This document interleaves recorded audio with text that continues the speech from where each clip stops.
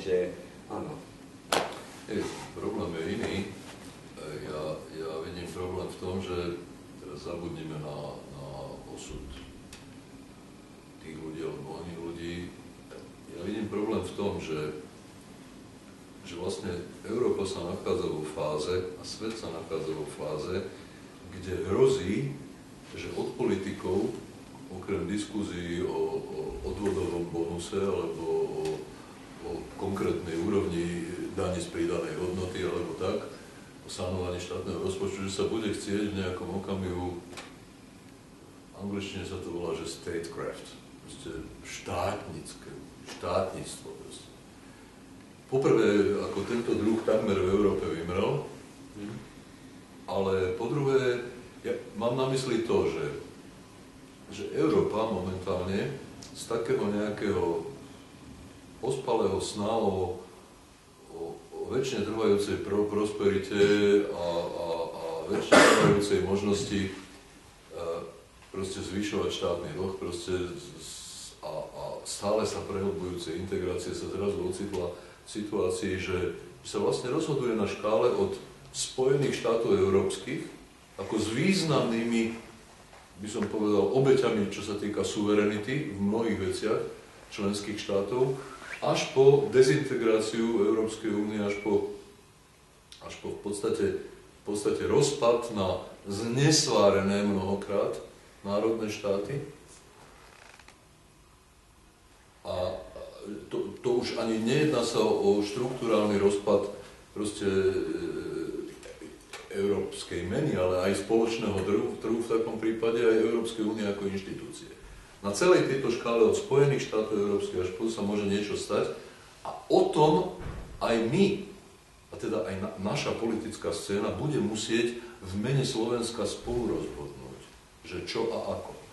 Ďalšia vec je, že ono to vyzerá tak, že vlastne naprogramovali na najbližší rok, maximálne možno o niečo dlhšie, môžem sa myliť, ale proste jeden kataklizmický konflikt na Blízkom východe. Kataklizmický vojnový konflikt, kde opäť sme členovia Severoatlantickej aliancie, v nejakom okamihu naši politickí lídri budú musieť rozhodovať v tomto kontexte. A kto bude tá politická trieda, ktorá vzíde z týchto volieb? Proste 99% plus Matovič, plus Mojsejová, proste sú tí ľudia, od ktorých mám očakávať, Mojsejová chvala Boha asi nie, ale kto to budú, kto je vybavený, proste by som povedal, dostatočne ďaleko zrakým videním a aj gurážou v podstate robiť fatálne rozhodnutia. Proste naozaj to má robiť proste ako skupina alebo skupiny v podstate ľudí, ktorí, by som povedal, sa tam prichádzajú učiť, čo je to vlastne. Ja som z tohoto dosť znepokojený, musím povedať. Absolutne pravdu.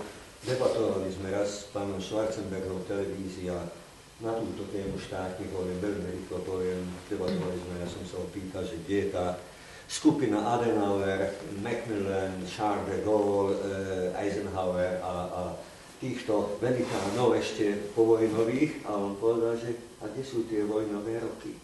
Veď áno, že určitá teda história v určitých periódach, teda plné napätia, krízy alebo konflikty vyprodukuje aj svojich štátnikov. A hovorí, 60 rokov takého klidu vlažného nič sa nedeje, bohužiaľ prinesie na povrch aj týchto ľudí presne tie reakcie spoločnosti, čo my teraz momentálne potrebujeme. Všetko máme, prečo by to nemohol skúsiť pani Mojsejová, prečo by to nemohol skúsiť pán Pisar, veď je to také ľahké.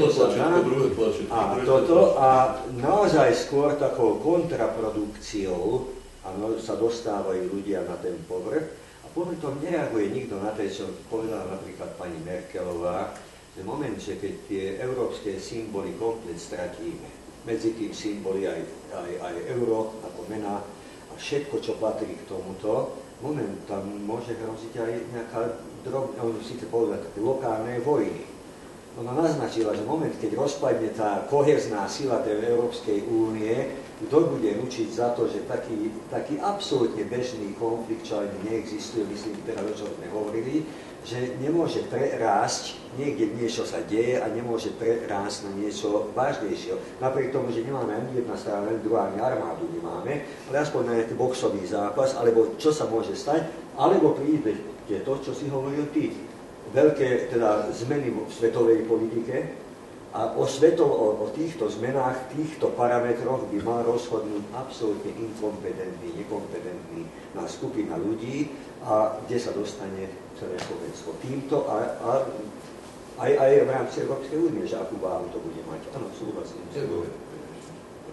To mi skončí. Som chcel zase poprosiť o nejaké otázky, ak vás niečo napadlo, čo by bolo dobre, nech sa páči.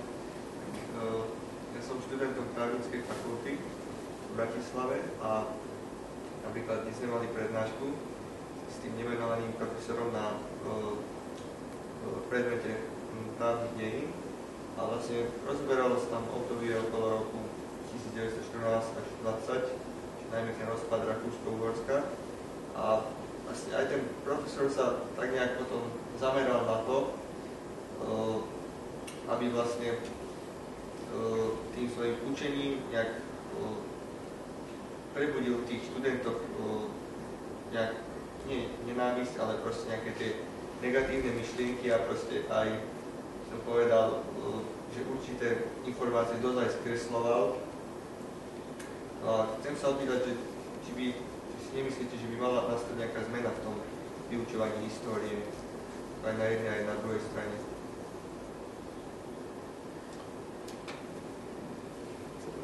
Kniha je hotová.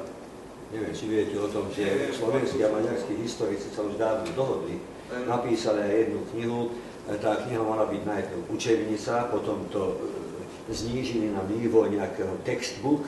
Teraz je to nejaká odporúčaná brošúrka, ale aby to používali na školách, to zatiaľ nikto, ani v Maďarsku, ani na Slovensku, nikto nevie vydať rozhodnutie, že áno, malo by sa to učiť, alebo na základe toho učiť.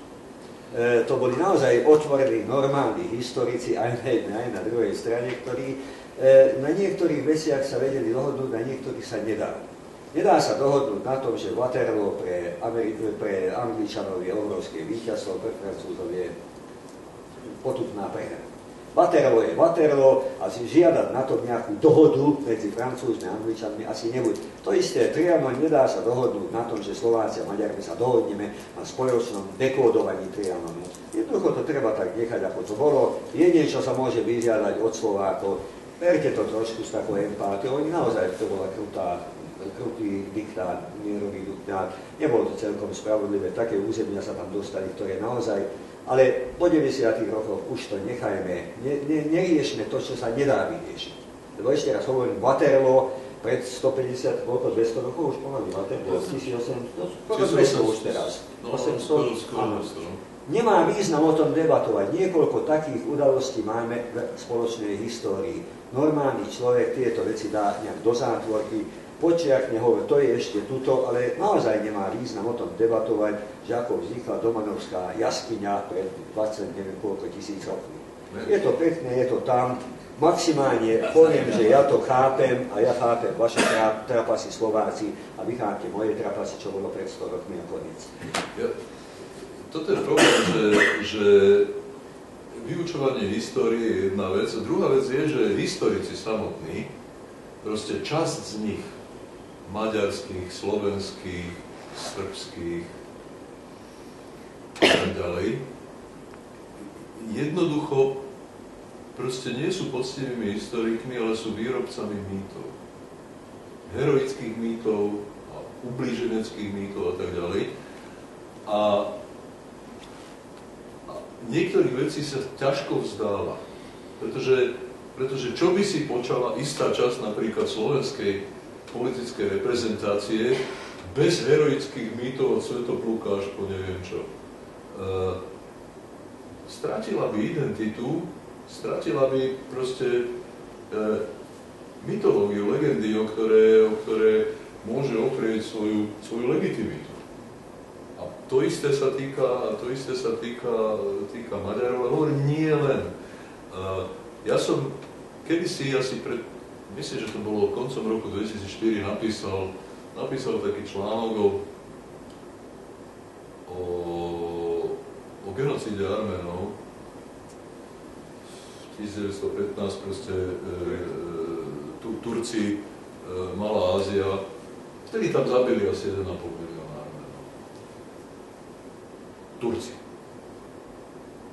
Turci proste doteraz sú v konflikte so zvyškom sveta, tvrdia, že to nebola žiadna genocída, že oni sa vzájomne zabíjali, že je možné, že tam bolo toľko mŕtvych, ale že to bolo vzájomne, že to nebola plánovaná genocída, pričom to bola plánovaná genocída.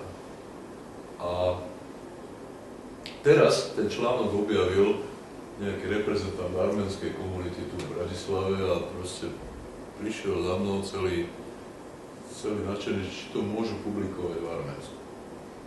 Preklad teda. Ja som povedal, že áno, samozrejme za tých asi 8 rokov sa na histórii vraždenia Arménov proste zo začiatku 20. storočia nezmenilo dovedna nič. No ale nedávno Francúzi prijali, francúzsky parlament, zákon, ktorý nedávno, to znamená posledné 2 mesiace, alebo tak, prijali zákon, v ktorom proste je označované za trestný čin popieranie genocídy Arménov, a na čo Turci stiahli veľvyslanca z Francúzska, bol z toho šílený konflikt a turecká veľvyslankyňa tu teraz aj proste prišla ku mne na zahraničný výbor proste sa ubezpečiť, že my neideme prijať takúto legislatívu. Ja som ju upokojil, že momentálne má slovenská politická scéna proste úplne iné starosti a že to nehrozí. A samozrejme, že som jej zabudol povedať, že ale my už máme taký zákon, proste, že jednoducho ešte niekedy v priebehu Ficovej vlády sa prijala revízia toho zákona, kde jednoducho popieranie genocídy je trestným činom. Hoci takáto legislatíva je vždy sporná.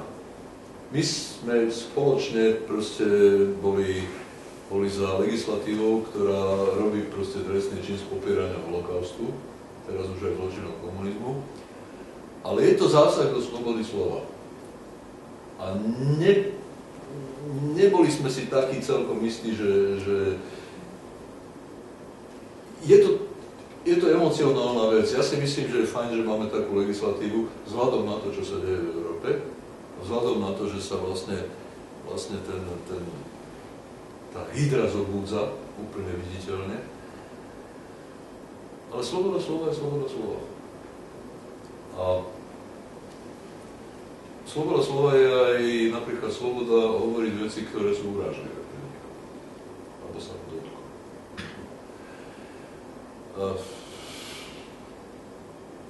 No a čo sa týka ako potreby revidovať výučbu histórie, no tak ako, mám pocit, že stretávam mladých ľudí, že ako keby sa už história úplne prestala učiť.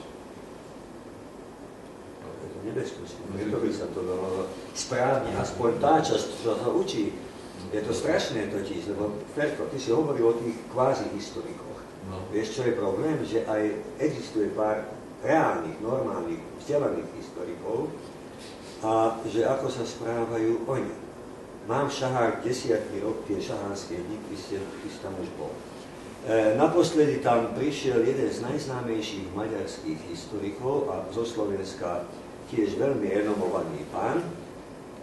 Maďara som musel niekoľko mesiacov presviečať o tom, že nebude to dehonestujúce pre neho sa sadnúť s týmto slovenským profesorom.